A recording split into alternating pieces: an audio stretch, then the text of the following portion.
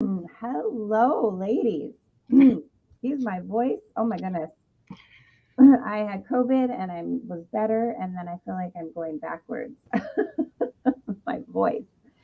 Oh, good morning. How are you today, Dani? I'm good. I know. I got over a 10-day cold and it's kind of coming back. So I'm kind of in the same boat. Oh, I think everyone has it right now. Like Yeah, it's everyone. crazy. It's Yeah. well, good morning. If you're listening, if you're watching the replay, this is Forward Friday.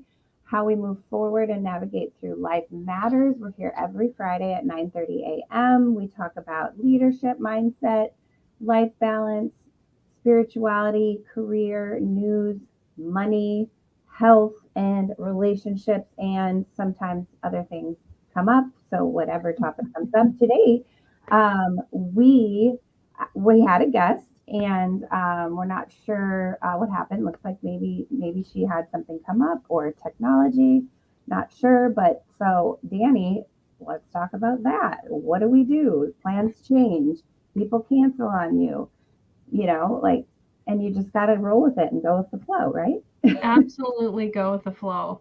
I realize, I think it was, well, I can't remember the author, but you know him. He said, just what is, you just have to go with what is because, and even Byron Katie says this, like, why argue with what is? You're not going to win the argument. So you Mhm. just kind of go with what is and just continue to make the best of it and live a life of understanding and just move on because actually what that's doing, it's you're not having as much stress in your own body. So I live now like I want to live in a way that I do not stress out my body. Mhm. The chemicals that are in my body are really important to me. So I want to make sure that they're calm, peaceful, joyous, loving chemicals. And whenever something happens, because I'm kind of going through a big thing right now, where I'm just not happy with something that's happening, I'm like, okay, be a big girl and figure this out because you don't want all these chemicals in your body. So just like, for Forward Friday, we're just going with it. Exactly. Oh, and see, and the universe just messaged her, and here she is. So she's going to pop on here. Oh, Uh, great. just to let you know, really quick here, we're going live on Facebook, and so if you and YouTube. So if you want to, we want to see your name, and if you want to comment or ask questions, just go to streamer.com/Facebook and just grant permission. And then you can come on here because I'm sure you're probably going to have tons of questions for Magy here. Yay! Thank you. Yay. Hello. We and so we have another co-host. Wonderful. She is busy at the moment with her CEO Biz Retreat, which is amazing. I have been taking it and loving every moment of it. So we have myself, Melissa, Dani, and Wonderful are the co-hosts. And our guest today is Magy Cruz. And she's going to talk about today the importance of having a doula, right? The importance of a doula. Um, so, well, first off, we usually do top of mind, but we kind of did that already, right? We just chatted a little bit. But did you have anything else to say about top of mind, Dani? Well, last week I talked about publishing an article for Brains magazine. It's actually based out of like I don't even know, Switzerland or something. And I wrote my article, and I'm going to give you the title. Have you ever imagined your soul? And I'm going to put the link to the article in the comments after this. So in that we have like I don't know, more than 40 words that represent the concept of soul. And so when you read through that word list, you can just meditate on it. It's very, very powerful to realize your own divinity. So that's my little helpful hint for today. And I'll put the link in the chat afterwards. Awesome, awesome. So, Magy, how are you today? I'm good, thank you. How about yourself? Awesome. I am good. I'm glad because it's sunny and not raining today, so that's good on my end. Are you in the Seattle area, Magy? I'm not. I was in the Seattle area. I am now in North Carolina. Ooh, lucky you. Yeah. That's nice there. Yeah. Awesome. Well, not today. It's very icy today. It- So oh, okay. I've never even been to that area of the world. yeah, it's All of beautiful. the Carolina. I've never been to any of that area of the world. Awesome. We'll have to come visit you. So tell us about you and how you got into being a doula and what do you think? Why is it so important for us to have one? Sure. I got my coffee. Thank you. Let's see here. Well, my name is Magy Cruz. Hold on just one. I know this is really weird, but Yes, Life happens, right? Just that's go life, with it. I right? have dogs and yeah, okay, there we go. I know the dogs are going to bark once they start hearing me talk. Oh, totally. I always freak out about 5 minutes before. I'm like, where are the dogs? Because at any minute they'll see like a leaf blow by and they'll be like, "Rah, rah." Well, Totally. my name is Magy Cruz, and I am a postpartum doula and a breastfeeding coach. There are many doulas out there, or types of doulas. There's like a birth doula, there's bereavement doulas, there's doulas that help with every part of life, basically. The word doula means mother's helper. So Mhm. a doula is someone that helps mom. If you have a labor doula that helps mom through your labor, so not necessarily catching baby. We're not midwives or we're not OBGYNs, but we're there to support mom and dad or their partner through that labor part to relieve that partner from watching their partner go through all that pain and labor, or just helping the laboring mother go through that labor. And then a postpartum doula is what I do. And I've always just had a heart with it for it. Since I had my second child, my daughter, she was very colicky, and I had no idea. I was young, I was 25 years old, had a first child at the age of 20, and it was so easy. And I always kept telling people, what is there? It's so easy. Breastfeeding was easy, everything was just so easy with him. And then I had my second child, and I thought, oh, this is going to be just as easy, if not more fun, because I have another child and it's going to be just really fun. And she ended up crying for probably 4 weeks straight. And when I say crying for 4 weeks straight, I mean she probably didn't cry for 4 hours and 24 hours. And that was like 20 minutes here, 15 minutes there, 10 minutes there.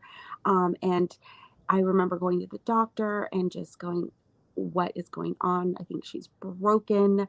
Um, what is happening? And I remember them saying this is just part of having a baby, and it's part of having colic, and there's nothing you can do about it. And I just remember handing the baby to the pediatrician and saying, I got to go to the bathroom. And I remember just sitting in that bathroom at the pediatrician's office, just crying and just going, I can't do this. I had a husband that was at work 12 hours a day, providing for our family. And it was really, really tough. There are times where my older son, who was 5, would cover his ears and say, Mommy, please make her stop. Mommy, please make her stop. And that just went on and on and on. And I remember when she was like 9 months old, I just felt better. And I was like, why do I just all of a sudden feel better? Like something lifted off me. And I remember going, oh my gosh, I had postpartum depression. And I was like, why didn't anybody tell me? And so I just had this huge heart for it after that and started doing more research. And this was in the early 2000s and in Seattle. And I met a lactation consultant with my mom's group, and she I told her my story. She's like, you'd be a great doula. And I was like, what's that? And she told me, she brought me under her wing, and I became a postpartum doula, just passionate about helping families and moms, giving them the support, finding the resources they need, helping them with a postnatal planning session. We have these birth plans, but we don't have these postpartum plans. And it's so important to have these postpartum plans, and have these like emergency kits ready and available. We have them for hurricanes. We have them for in our car if we blow a tire. So what happens in our family if we have, a new baby that blows a tire? Right? Who call? Who's that lactation consultant that you're going to have on your refrigerator, the phone numbers, and creating that village, making those meals, setting up a meal train, using your community resources, and finding some really good mom groups out there. So that way you're not feeling isolated, and you can feel like you are not the only one dealing whatever your child throws at you, because we know that being a mom is not new. It's been around since the beginning of time. We know. And we know that every single mom, even back in the cave days, had a crying baby, had blowouts, had teething, had all these things that come along with being a mom, and the feelings. We all know that. Now, granted, things have changed because of technology, and it could be a little easier, but hindsight's 2020 right now, So it's tough being a parent. So my job is just to go in, help them establish a really good plan, getting them set, just to be successful. Love to educate, empower, and just help them out, help dad, help their partner, help grandma, help grandpa in the situation, and support the whole family. Yeah. So what are if there's a new mom watching out there, what are some just like a couple tips right off the bat that you think will help? Like I know for me, I had a crying baby too. And one thing that I used to do is bounce on a yoga ball, like a huge yoga ball. And I spent $1,000 on a rocking chair and never used it because she didn't like the swaying. She liked the bounce because that's what she was used to, right? When you're walking around Mm-hmm. inside, it makes sense, Mm-hmm. right? So all of a sudden they're like, "What is this back and forth thing?" Mm-hmm. Like a yoga ball. She loved it. I think my top three things is number one, get a plan. Have a plan ready. We are in a day and age where we have the internet. Look it up. Find out what a postpartum, a postnatal, a post-birth plan looks like. Have that ready. Try as hard as you can to get as much of that plan set in place, set in motion, and let other people know what that plan is. Grandma, grandpa, any of your support system, your partner that's helping you at home, and getting that ready. I think number two for sure is finding great soothing techniques for your baby. I don't care if your baby is the best baby in the world, you're going to have a baby that's going to have a moment that is going to have a fussy time, whether it's teething or if at the beginning, when their nervous system is still developing, and they're just still developing. You're going to want to learn how to, swaddle and soothe, and find out what those 5 soothing techniques are. They're sucking, their reflexes. They have natural reflexes when they're born that are completely heightened.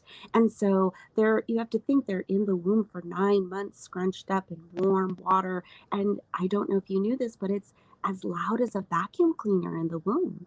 And so they're used to all these senses, and they will grow out of it. But sometimes some babies need it a little louder. Some babies need it a little tighter. Some babies need to be sucking. If they didn't come out sucking, our babies would not survive. It's a natural reflex that they need to survive, to look for that breast, to look for that nipple so that they can eat. And I think my third one is be patient. Be patient with yourself.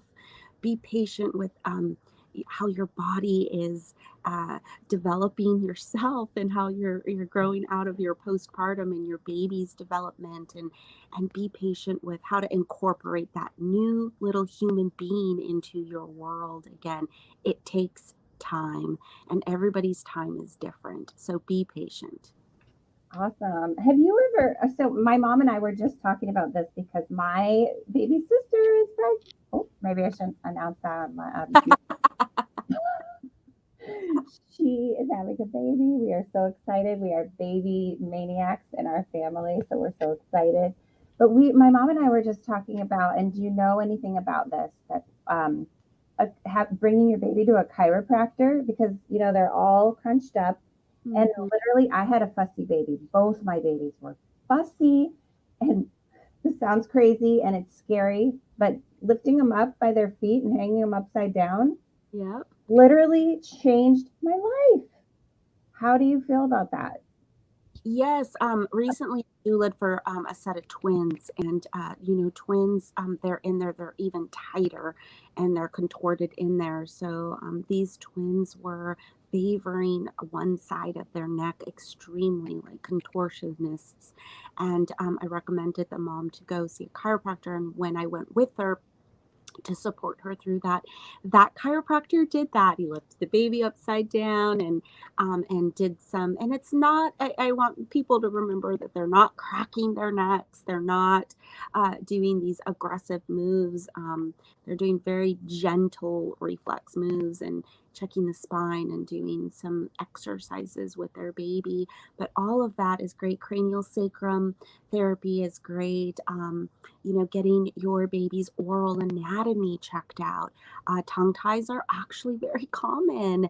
Tongue ties are super common, and you want to get an oral anatomy done by, a specialist, a tongue tie specialist, to make sure that your baby is sucking properly.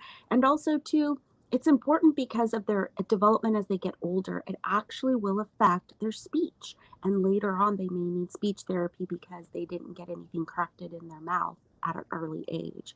So, all those things are so important to check out. Acupuncture, uh, just uh, just all kinds of those therapies are really important to also explore.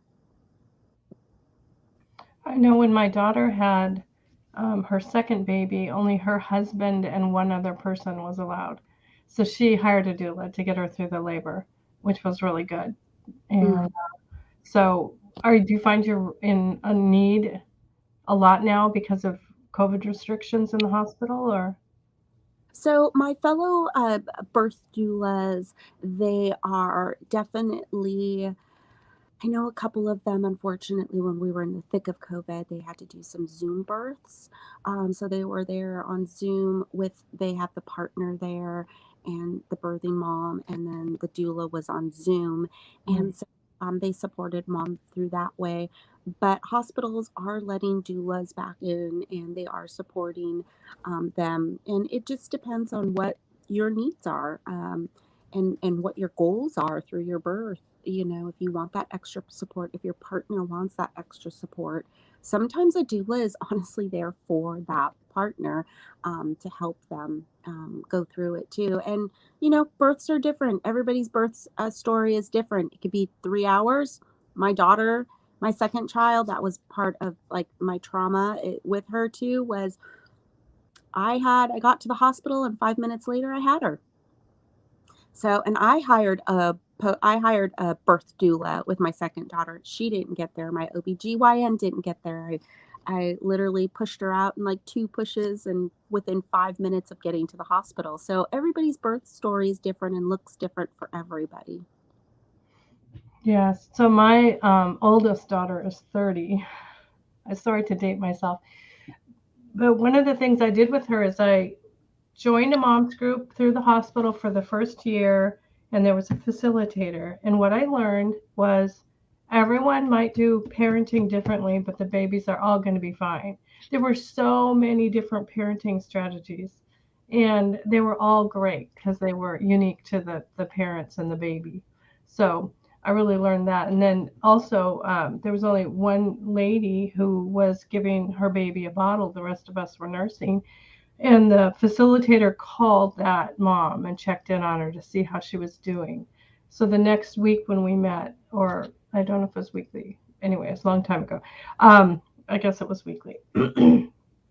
She said how much she appreciated just being acknowledged for bottle feeding rather than nursing, so that's another thing to keep track of, that some ladies that bottle feed might feel bad that they were unable to nurse. So if you come across that. Definitely. As a breastfeeding counselor, I definitely come across some negativity of where moms feel guilt, and there is still that stigma of not breastfeeding, and that pressure of not breastfeeding, and you feel guilty that you're not doing the best for your baby, and we all know that feeding baby is best. We've come a long way in the formula world, Yeah, for sure. is definitely great. They have a lot of great science behind formula, and formula looks so much better than it did, even 20 years ago. I know that there's a lot of forums out there and a lot of Instagram pages where there are formula specialists that give you lots of information about formula. So it's really important to understand that, come out with a plan, but understand that it might not always work out that way. And if your baby breastfeeding is not working for you for whatever reason, and you have to formula feed your baby and bottle feed your baby, it's okay. Baby's still gonna grow. Baby's still gonna have the same opportunities. Baby's still gonna be a baby and grow up to be a healthy, happy child, as well as the next breastfed peer baby. So if you put them all together in a line at kindergarten and say, let me see, that baby was breastfed, that baby was formula fed, you would never know. So Yeah, don't listen to all the pressure, and you have to go with your gut too, right? I had my sister-in-law when my niece was born. It didn't work out, and you just there, and that's life, right? Things don't work out sometimes the way you plan, and you just go with it, like we were talking about earlier. Just yeah, be definitely. patient and don't stress out your body. So, do you have so before the baby's born, do you have any recommendations on, while they're still in the womb, of things that people should do? Do for what? For preparing? Yeah, like prenatal vitamin, like those types of things. Or do you recommend anything else? Doing Yep. yoga or swimming? Those are Yeah. just things I heard, but are there any others? Find a good midwife, find a good OBGYN. If you find a good healthcare provider, they're going to give you the best advice out there. So I think researching that and making sure that you are finding the best support person for you, making sure they match up to your personality, that they're really listening to you, what your needs are, that they're going to listen to you when you get to the hospital, that you're just not another number, you're just not another ticket. That's my biggest advice out there, because they're the ones that are going to support you through finding the right prenatal pills, getting prepared, and what you need to do to get prepared for that. And also, too, on a side note, again, I just find your village, find a good support group, find those mom groups out there. We live in a day and an age where social media and social groups are out there. We are capable of finding community out there, and finding the right community, because there's one community that may not work for you, but guess what? There are plenty of others out there. Just because one mom group didn't work for you, go and try another mom group. Um, so that is so important. And so that way you can grow with them. And then after that group has their babies, you guys can kind of grow up more together. Find out what's within your community, reach out to your public schools. Some public schools, they have early childhood groups, where they have like a 0 to 3. So your child's local school, wherever they can go, you can start building and forming relationships with them. Community is so important, especially after COVID and after 2020. It's very, very important that we establish a good community and a good support group.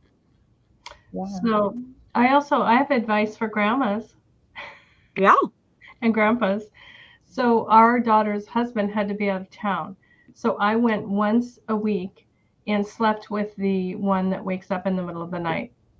And so I was so good. He could be on my hip and I could make a bottle left-handed. Now that I got really good at that, but I bonded with that baby so much. And so, but the other thing that I do is I don't provide more support than my daughter needs. I'm not dropping by there all the time to help out because she needs to parent her child and live with the stress of, and that's a lot of work. But anyway, so I just hold and wait for her to ask me, because I know by the time she asks me to come over for any reason, she really, really needs me. So that's how I've managed the balance of helping her and her husband.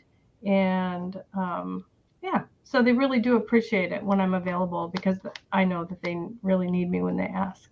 Because I have my own life. I'm working still and everything. So that's what I have found out is helpful.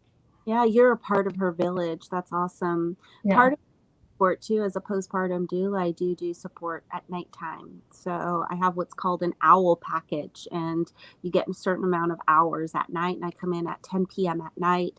I send mom and dad to bed. I clean bottles or whatever if they're breastfeeding. I clean their parts if they're pumping. Send them off to bed. If they're bottle fed, it's pretty easy. I just wake up with them and feed them and don't disturb mom and dad. If they're breastfed, I sneak upstairs and tap mom and pull out her breast and latch baby on for her. I sit there quietly and wait till baby's fed, and I pull baby off breast and sneak back downstairs or to the room and let mom sleep. So that's another support too that's out there. If anyone that's watching that doesn't know that there is support for you out there at nighttime, if you have multiple kids, it's a great resource to take advantage of, is having someone, even if it's just once a week or twice a month, for someone to come into your home and wake up with your baby, because it's so important to get that sleep. After a while not getting enough sleep, it's going to catch up with you.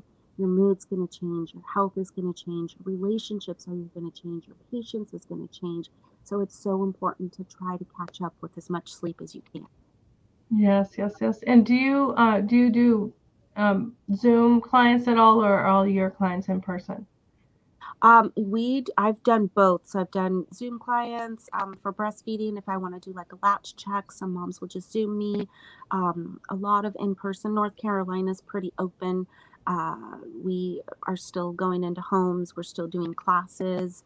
But I do still go into homes and check out breastfeeding, check out latches, and do all that.